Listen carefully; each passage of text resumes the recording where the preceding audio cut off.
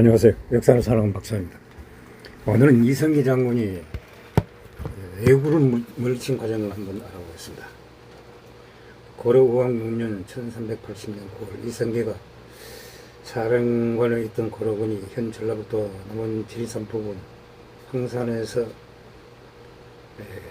외구 들어와서 압도적인 피해성을 거둬 이것이 바로 황산대첩입니다.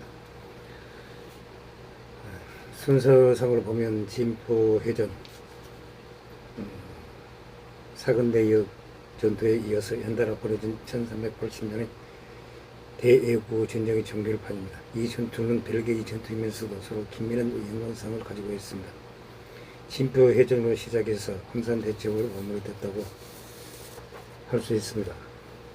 이 항목에서 합쳐서 서술한다면 1380년의 전쟁은 고려 말기 장시했던 외국과의 치열한 전쟁 사투에서 가장 극적인 반격전이었습니다. 황산 전투의 외국들은 진포해전에 상륙했던 500여 척의 역대 최대 규모의 함대 외에도 고려의 내륙에 흩어져 있던 외구들이 집결한 연합 세력이었습니다. 이때 외구들은 해안가랑 연합지를 하던 과거 해적 세력과는 다르게 대규모로 내륙까지 침략하여 채영을 이변하여 수도를 빈집태를 하는 국가 규모의 전략 기동 고려의 행정 시스템을 파악하거나 기본까지 동원하여 훈련받는 정비군의 각고한 특성을 보여주고 있었습니다. 이미 이전 우왕 3년 해군은 개공의 방어를 담당한 고려 수군을 전멸을 시켜 서부 경기 지역을 석권하기도 하였습니다. 우왕 4년 1378년 개경의 길목인 승천부의 애국과 상려의 수도 개경을 함락시키겠다고 하여 온 나라가 충격에 빠졌습니다. 이때도 차영과 이성계가 막아내 가까스로 위기를 넘겼습니다. 이렇듯 고려 말의 예고는 단순한 해적 이상의 군발 집단이었으며 고려라는 나라의 전망을 예언하는 수준으로 발전하였습니다. 고려는 실질적으로 국가적 전쟁 상태에 들려고 했습니다. 총집결한 외구들은 정의액을 집중하여 조직적인 반격에 나선 고려군에게 계미를 대면서 급격하게 몰락하였습니다. 작게는 침입 대상이 한반도의 서부 지역에서 동부 지역으로 전환하는 추세를 보였습니다. 침입이 그만할 수도 현저하게 감소되기에 이르렀으며 황산대첩은 바로 그 고려군의 반격의 결정판이라고 할 수 있었습니다. 동아시아의 막장 시대에서 한반도 주변은 일대 전환기를 맞이하는 시기에 벌어진 매우 중요한 전투였습니다. 이 전투에서 참전한 예고들은 1383년 5월 정지장군이 이끈 거란포 해전에서 결정적인 타격을 받게 됩니다. 이후 청왕대 박위 대마도 정벌로 이어집니다. 또한 그 간의 숱한 전투에서 이미 몇천여 나라를 구했던 명장 이성계는 황산대첩을 기점으로 완전하게 국가적 전쟁 영웅이 되어 조정에서 막대한 명성을 덧치게 됩니다. 고려 말 외국의 침입에도 가장 중요한 전투이기에 이성계의 개인의 입장에서도 큰 전환점이 된 일대 인생에 있어서 큰 전투이기도 합니다. 태조 왕건 이후 고려와 그런가의 전쟁을 극복하며 국가의 전생기를 구가하던 고려는 12세기부터 문관들이 전행과 이에 반발한 무신 정부의 혼란으로 인하여 굉장히 직가하였습니다. 결국은 몽골 제국의 압도적인 힘에 이른되어 연상국 가석기에 접어들어 변명을 잃어버리게 되었습니다. 한자로 충자를 쓴 왕들은 대부분 주색을 즐기는 일에 탐닉하였으며 그 사이 원의 건설을 등에 업은 분문세력들의 힘은 강대해졌습니다. 이후 시간이 흘러 세계의 전역에 번진 몽골의 불꽃이 차츰 약화되기 시작했을 즈음 고려는 국민왕에는 연골이 등장하였습니다. 국민왕은 고려의 부흥을 꿈꾸며 여러 조치를 취하였습니다. 제1차 여동정벌을 시도하여 약 445년 만에 여동성에 진출해 보이기도 하였습니다. 당시 동아시아는 몽골 제국의 체제가 붕괴하며 중국과 한반도, 일본 등이 모두 가히 세계말적 현상을 보이던 만세였습니다. 우선 중국은 초원도를 따라 학사병이 번진 데다가 멜드 스트랩에 빠져버렸습니다. 여기서 원나라의 가혹한 지배가 이어지자 항원적을 비롯한 반란군이 천지를 채웠습니다. 결과적으로 홍건적 출신은 주원장의 명단을 건국하게 됩니다. 이런 혼란은 고려까지 번져서 수많은 홍건적의 대군에게 수도가 함락당하는 최후의 사건도 전개되었습니다. 또한 원나라 군벌들의 기항후 일파에서 사주를 받은 병력이 고려 국경을 수시로 넘어오는 사건이 빈번하였습니다. 고려는 북방으로부터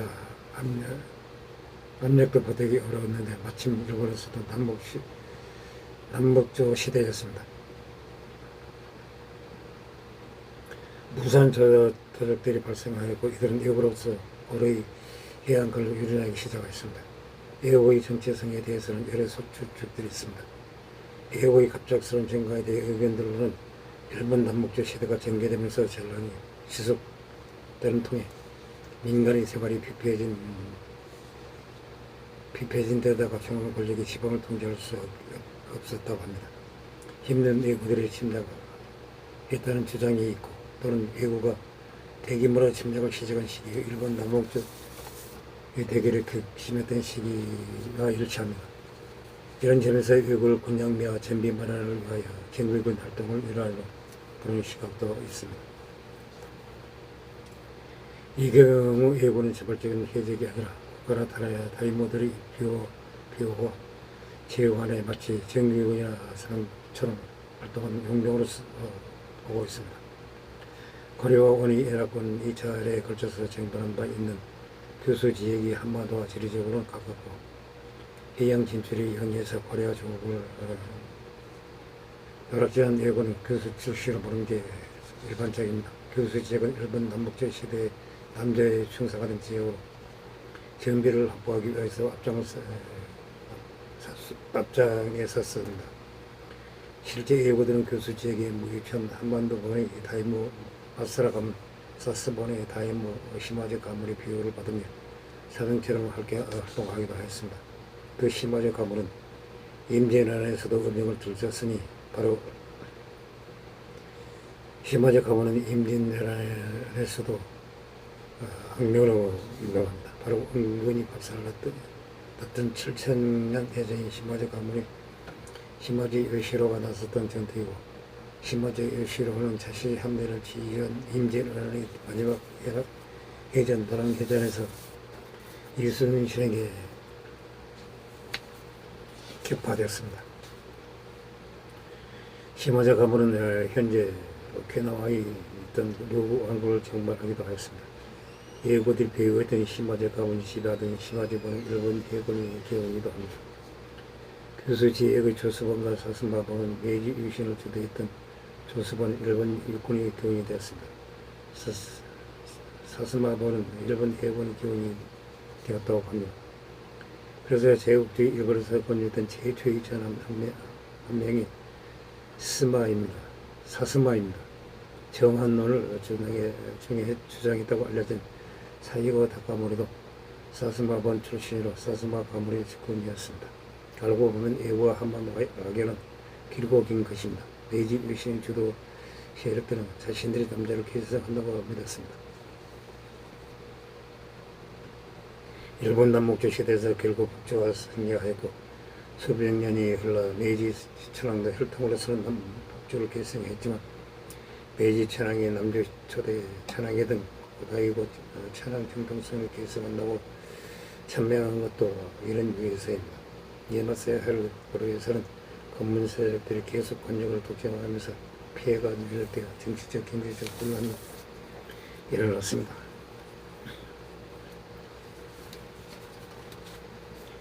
국방이 허술해졌으며 중국도 원나라가 분해된 내란을 겪고 있었습니다. 외국을 시대적으로 구분할 때 당시 외국들은 정기국으로 불립니다. 고려가 막장의 마지막이라고 해서 외적들이 침략하지 않는 것은 당연히 아니었습니다. 1373년 13년 무렵에 대해 일본은 함양부까지 쳐들어와 사람들을 마구 죽였습니다. 이에 수백 개의 지방이 큰 충격에 빠졌습니다. 강화도 근처에 아예 완전히 외국의 뱃놀이터가 되어 수도 없이 외국가 쳐들어오고 그때마다 사람들은 벌벌 떠는 지경이었습니다. 외국의 전동이 절정으로 시작하기 시작한 1470년대 후반부 외국가 침공해온 횟수 공격 지역 그리고 쳐들어온 집단의 숫자인데 가히 동네에 앱혀서 놀러 오듯 틈만 나면 들이닥치는 수준이었습니다. 특히 1377년은 심각했습니다. 코로나 그 전해인 1376년 최영희 홍산 대첩에서 애국을 대파했지만 애국의 귀신은 수가 들지 않았습니다. 오히려 이해는 고려로서는 굉장한 군사적 위기 상황이었습니다. 경상도 온수 우인열이 보고하기를 외적이 대모독으로부터 바다를 뒤덮고와 돛대와 돛대가 서로 이어질 지경이며 인민의 군사를 나누어 외지를 지키게 해서 적의 형세가 크고 방어할 곳이 많아 군사로서 역부족입니다. 조전 것을 보내주십시오.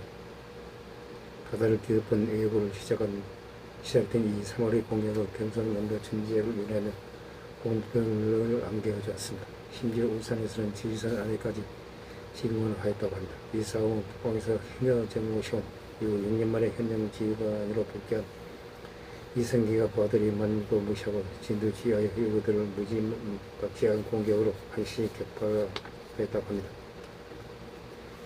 이성의 활약만이 전쟁 전부가 아니라는 것이 문제였습니다. 경상담 이렇게 들은 와중에 이미 강화도 부근에서 다른 내과 고로 강군이 대치하고 있었습니다. 또한 양강도에서는 같은 시기 내에 현대가 벌어지고 있었습니다. 당시 난장판을 좀 더 와닿게 표현하자면 이 모든 일이 불과 몇 달 사이에 벌어진 일이었다는 것입니다. 가뜩이나 북쪽에서도 시기발적인 혼란 때문에 항군의 북쪽이 침략군이 맞는 상황에서 고려 입장에서는 도대체 어디를 막아야 할지 알 수 없는 상황이었습니다. 당시 고려가 마주한 전황을 간추려서 말하자면 임진왜란과 병정하니 한 해 동시에 펼쳐진 상황이었습니다. 이 과정에서도 이성계는 고려의 각지에서 해당 전공을 시하며 자신의 입지를 계속해서 지켜나갔습니다. 경상도의 지휘관 일을 단번에 격파한 이성계는 고려 영토의 정망대 방향 한계를 헤어져서 벌어진 전투에서도 대화를 하였습니다. 임견미 등이 달아나는 와중에도 화강으로 적을 물쳤습니다. 무엇보다 최고의 활력은 승천부에 몰려든 외구들이 대놓고 계엄을 공개를 할 때 고려의 수도가 해적대에 함락당을 지게였습니다. 심지어 저쪽에서는 온갖 신하들이 필요한 갈 준비를 끝낸 상태였습니다. 이 싸움에서 최영과 이성계가 활약하여 승리하였습니다. 특히 이성계는 재난이 불리한 때마다 자신의 정의 기본들을 동원하여 외구를 완전히 박살을 내버렸습니다. 이 시점에서 재영과 이성계는 이미 나라를 구해야 했습니다. 그러나 이런 무장들의 활약에도 불구하고 항상 대첩 이전까지 일부의 기세가 약했던 것은 전혀 아니었습니다. 개경에서는 손가쁜 대승리가 있을지 해도 수원이 털렸고 청주가 공격을 당해 관병들이 달아나는 사건도 있었습니다. 이무력 골사 전류동의 기록을 보게 되면 뜻도 없이 쳐도는 외구가 끊임없이 이와 싸우는 최영 일성계 정지 우인열 백금년 보수경 원등의 사태 눈물이 날 지경이었다고 합니다. 반면에 고려의 내정은 완전히 망가진 상태였습니다. 구조적인 문제와 부정부패가 겹치면서 총체적 난국이라 할 만한 상황, 예를 들어 양백희영 같은 인물은 오히려 외구보다 더 악랄해서 백성들을 차라리 외적을 만나는 게 낫다고 할 정도로 극심하였다고 합니다. 말하자면 외구는 강한 도적이고 부패한 고려의 관리들은 더 악랄한 도둑이었다고 합니다. 물론 부패와 관리 개인의 탓도 크지만 당시 구조적인 문제가 있었습니다. 토지 문제는 당시 고려 조정에서는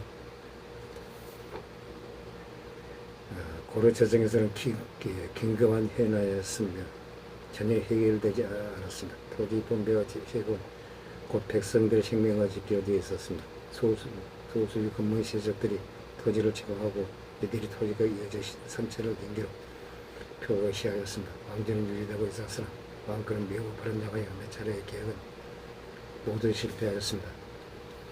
그럴처럼 군주로 평가받은 군민의 국가를 재건하기 위한 노력은 훌륭하여서 그 정치의 전면에서 대장으로서 계획도 실패하였습니다. 그래서 국민왕의 죽음을 고려 왕조의 실질적인 종말을 보기도 합니다.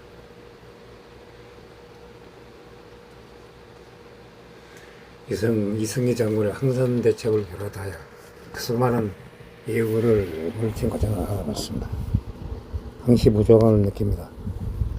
양해 부탁드립니다. 감사합니다.